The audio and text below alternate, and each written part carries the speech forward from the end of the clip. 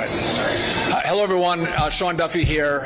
Thank you for coming out. We're going to give you an update on Newark. I'm here with Chris Rushlow, the acting administrator of the FAA, Sarah McKeon from the Port Authority. She's the Newark Airport Director of Aviation, as well as Scott Kirby, the CEO of United Airlines, and Tom Kane, one of New Jersey's finest in Congress. So I appreciate them all being here with us.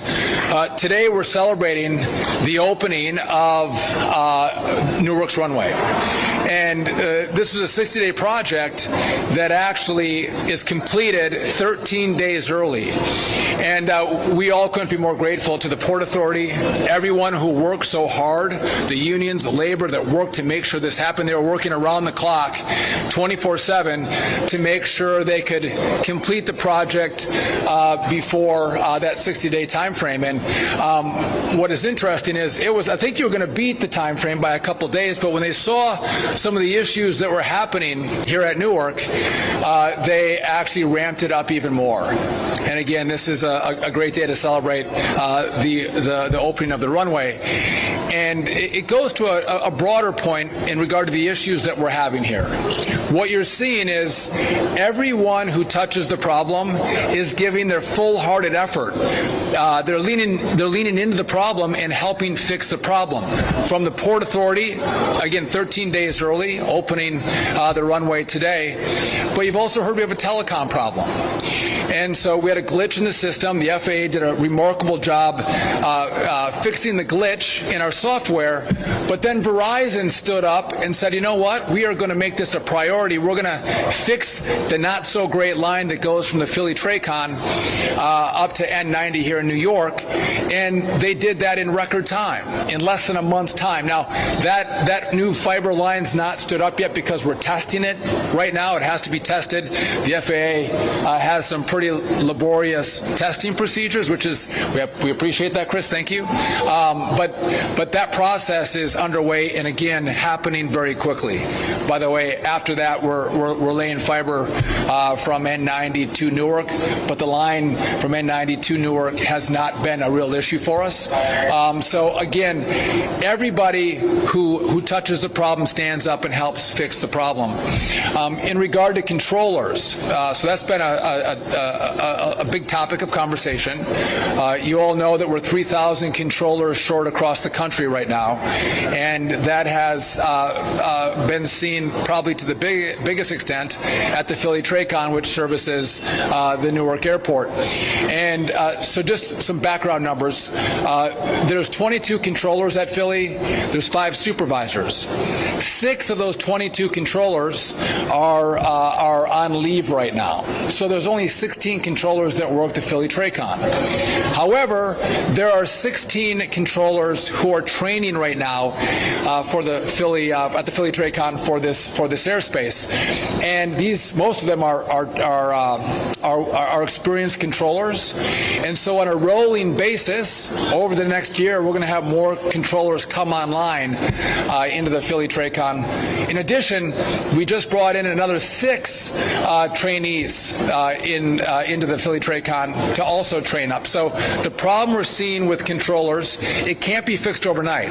It takes time to train up on this airspace. But we've addressed the problem by bringing more controllers to train up in the Philly-Tracon that, again, controls Newark here. And over the course of the next months, you're going to see improvements in this airport, in this airspace. And again, day one, we have the airport. You're going to see improvements, again, in the telecom, and then you're going to see improvements with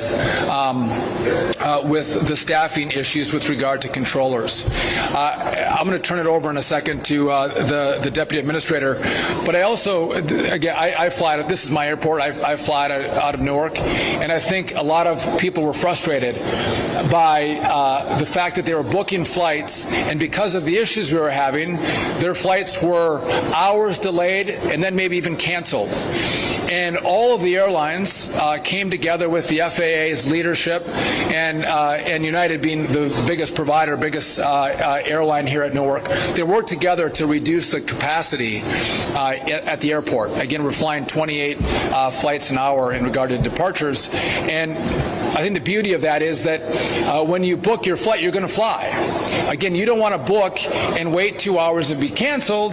If you book, you want your plane to take off. And so we are at an agreement now where, again, if you come to this airport, by the way, Chris or Scott said we've got some even better pricing right now at Newark. So if you want to book at Newark, you might get a little better deal if you're coming out of this airport. But if you book, you fly, and that's critical. That's important. And so the message I have for all of you is no one here has created this problem, right? The problem has landed on our laps, but I want you to know that you have every asset that touches the problem working together, coordinating, cooperating, collaborating to make sure that as a team we address the problem that exists at Newark. And by the way, we may see some of these problems happen at other places around the country. And with the same kind of energy and fervor, we're going to address those problems should they come up. And so, again, I'm proud of this team. I want to again say thank you to the Port Authority, who again leaned into the problem and brought us to a moment where we're 13 days early. Again, critically important getting the runway up and active. And so with that, I want to turn it over to a guy who has done just an amazing job as the acting administrator of the FAA. He came in, and I think a lot, probably more has been thrown at him in the last 6 months than anyone who's come in to lead the FAA in recent memory. Acting Administrator Chris Rushlow. Thank you, Mr. Secretary. Pleasure to be with you all here today. And let me just echo really quick the Secretary's comments about true appreciation for the collaboration that went into this, particularly with the Port Authority today. We are actually using the new runway today for departures, and that's a big deal. Way ahead of schedule, and certainly contributing to a safe and efficient operation. I would also say our next steps are we're going to have our technical operations people go out and certify that new runway for arrivals as well. It's going to take a little bit longer, simply because we want to make sure that the equipment there is certified, is flight checked, and so that's going to take a few more days. But we're really proud of that collaboration that brought everybody together to be able to utilize that extra runway today. I would also note that, as the Secretary talks about, a lot of the work that went into this in advance, so we're running a 28 arrival rate right now. Once we certify that extra runway with the new arrival instrument landing systems, we'll be able to move up to 34 rate arrival per hour. Again, a lot of that has to do with the collaboration that went into it with the airlines, with the Port Authority, in order to make sure that we're supporting a smooth and efficient and reliable air transportation system for the summer with everybody involved. So it's a real pleasure to be here today. I'm very proud of the work we've done in collaboration, particularly the FAA technical operations and controllers. As the Secretary talks about, there's a lot of work to be done, but we're in there every day. They care about the safety of the system. That's job one for us.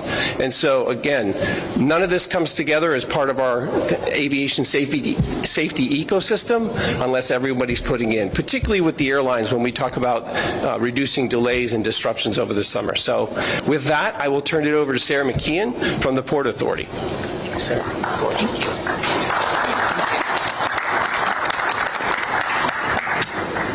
Good afternoon, everybody. Thank you so much all for being here.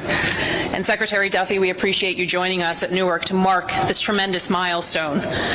I want to take a moment to really emphasize the incredible achievement of our Port Authority staff and our partners at Crisdell Construction, who completed this phase of the Newark rehabilitation of the runway project 13 full days ahead of schedule. It was no easy feat to get here. It took around-the-clock work literally 7 days a week of people, multiple crews, paving, milling, electricians, and Port Authority aviation, operations, maintenance, and engineering staff to make this happen.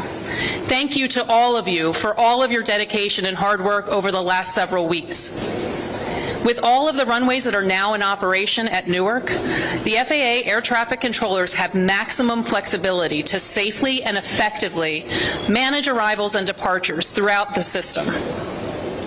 As an agency, the Port Authority is committed to ensuring that Newark is a world-class airport. This is evidenced in part by our $3 billion investment in the award-winning Newark Terminal A and our upcoming development and replacement of the Newark AirTrain system.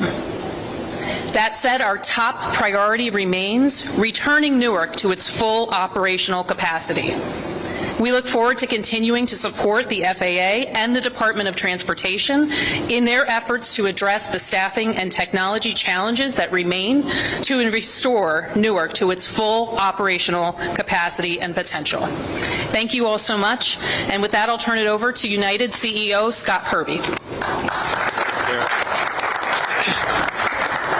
Thank you all for joining us today, and thank you, Sarah, for the intro. Thank you to the Port Authority, Sarah, Kevin, wherever you are, for all the work to get the runway back and get it back early to help contribute to this being this airport realizing the potential that it has.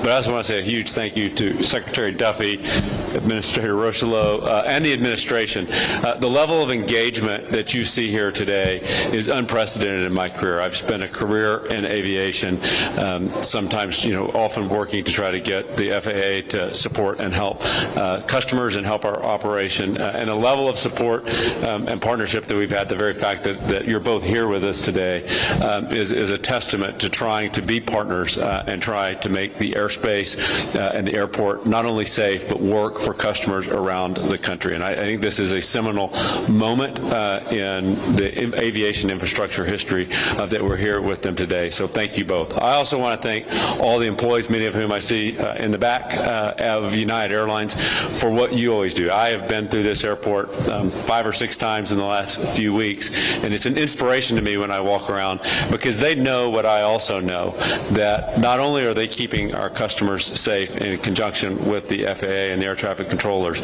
but they're doing a great job of making this a really reliable airport that our customers can count on. And in fact, for the period of time this year, for the almost 4 months of the year when runway construction wasn't going on, Newark has actually been the most reliable of the 3 New York airports, slightly ahead of both JFK and LaGuardia in terms of on-time performance and lowest cancellation rate. So they really are doing an amazing job taking care of our customers. And I really am excited today, as challenging as the last few weeks have been, and they have been tough, that the future looks brighter for Newark than it ever has in my career. The things that we have been asking for years to make this airport operate reliably for customers are now being done. The administrator talked about the number of flights that we have at the airport, and while we would at United would love to schedule more flights, we can only schedule as many as the airport can handle. And so having the infrastructure right, having the staffing right at the TRACON, at the tower, and in the centers, but also having the airport realistically scheduled is the key to letting this be the crown jewel that it really is for not just United Airlines, not just for New Jersey, but really for the entire country. Because Newark, the United Airlines hub here, actually is the largest single airline international gateway, particularly to Europe, of anywhere in the country. It really is a crown jewel of Americans visiting and seeing the world, and for people from around the world to come experience this country. So a huge thank you to everyone. We are glad to put this in the rearview mirror, and as I told you, customers can not only book with confidence. We did get well behind on bookings because of the perception issues around Newark recently, and so that means more seats are available, which means that the fares are better than they're probably going to ever be in the years to come. So now's the time to book your vacation. If you want to go to Europe or you want to head across the country, now's the time because you're going to have not just a good value, you're going to have great people of United taking care of you, but you're also going to have an airport that is likely to be the most reliable of any of the New York airports, just like it was before the runway construction for the remainder of summer. So thank you all for joining us. And with that, I'll turn it over to a congressman from this great state, which is a crown jewel for us and for the country, Congressman Tom Kean. Thank you. Thank you. Thank you. Thank you. It's good. It's great to be with you, here with the Secretary, here with the leadership of the wonderful organizations. If New Jersey, the region, and the United States are going to be successful, Newark Airport has to be open. It's that simple. And this great partnership that came in 13 days early is going to be a real benefit and a real focus for other airports to follow their lead. The Port Authority did a phenomenal job. The FAA, DOT did extraordinary jobs. That partnership, as well as with the private sector, with Verizon, as well as with United, making sure that the communication was key. Infrastructure has to work.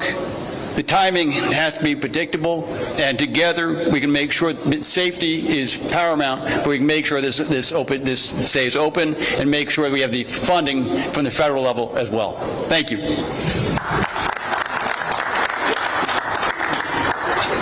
All right, we're happy to take any of the questions you may have for us. Yes? So when are thank you. So when are passengers really going to see a change or a difference and, in volume and the ability to book more flights and options, things like that? So I'll take a crack at that. If I get it wrong, Chris will tell me. So we're at 28 flights an hour right now. Once the runway gets certified, we're going to increase that to 34 flights an hour. So you're going to start to see that, and that's going to be the 9th or 10th. We think it's going to be certified, so a little over a week. And so then when you'll have more capacity coming out of this airport, and we're going to hold that then for the summer. We're not going to reevaluate the number of flights per hour until we get to October. I'll just add that from a customer perspective, what's selling right now is that 34 flight. So if you book, you can have confidence that the selling schedules are equal to the 34 that the Secretary said, so you can book with confidence. Yes. Hi, Katie Corrado from Pix 11.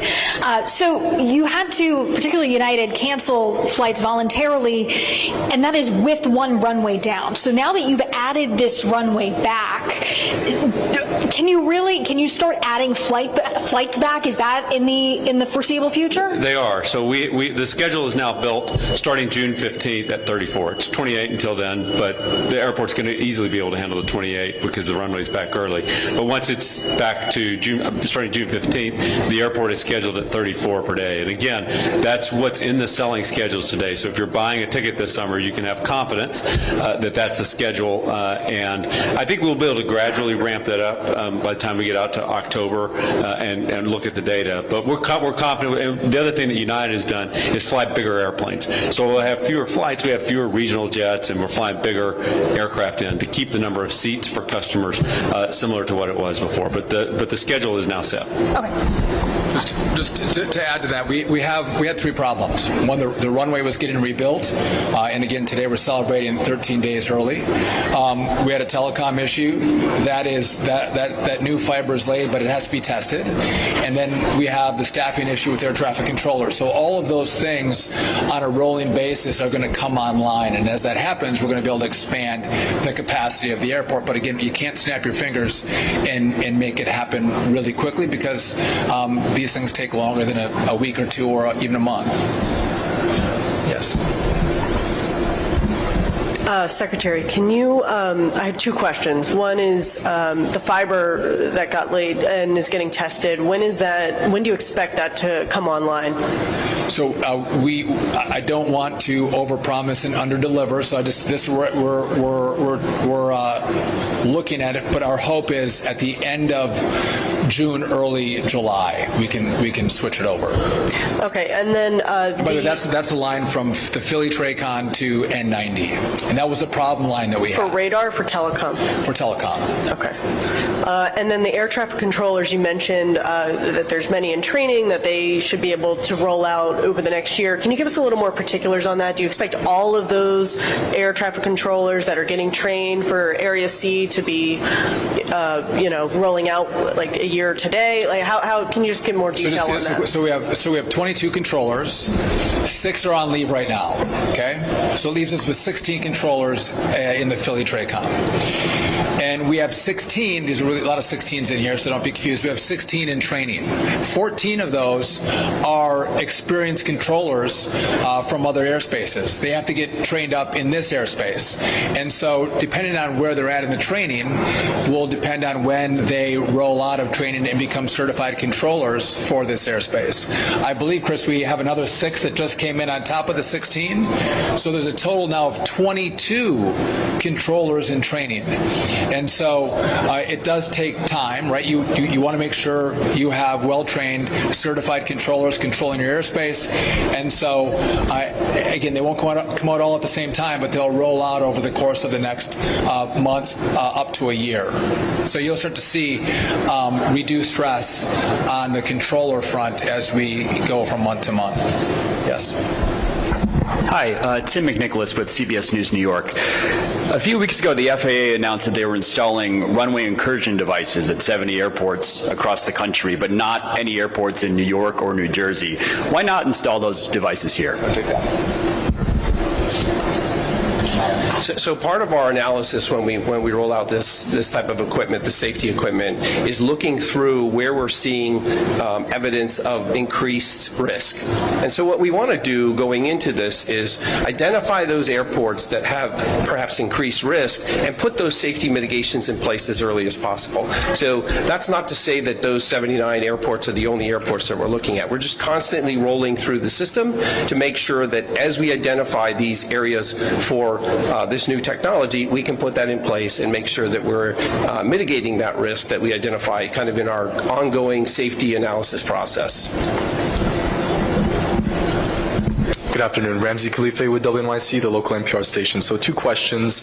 You said that Verizon took up a lot of that work to make the replacements to lay down cable. Did they do that between Long Island and Philly? Like, how many miles of cabling is that really? So that was between the Philly Tracon and New York, yes. How many exact miles? I don't know. But again, as a crow flies, I'm not sure if we went as a crow flies, but it's miles. And again, they did it very quickly. And what about the other technology? Obviously, that's something that the DOT has proposed that needs to be completely changed across the country. But that continues to age. So what effects are we going to see if that doesn't happen more immediately? So again, the equipment's been working, right? But we're starting to, it's like I'm driving my car and I'm hearing some knocks. I got some smoke coming out of the back. I got some problems. And it's incumbent upon us to tell America we have problems and it has to be fixed. And so in the big beautiful bill, there's $12.5 billion to start this project. Big deal. I believe the Senate's going to provide more dollars for us also. We'll see what they do. But the failure of the past has been the FAA has gotten small tranches of money, not full funding. We need full funding. We need the money up front so we can contract out and build this brand new system across the country.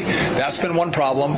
Usually the FAA deals with middle management. FAA projects get done at the bottom of the list normally, and they take forever. Frankly, they rarely get done. We are dealing at a CEO level as we're thinking through who's going to come in and partner with us in this project. So the buy-in is way different in this project. The money's going to be way different. And the final point is we're going to need permitting reform because this has to happen fast. And again, we're not building a 6-lane thoroughfare. We're not building skyscrapers.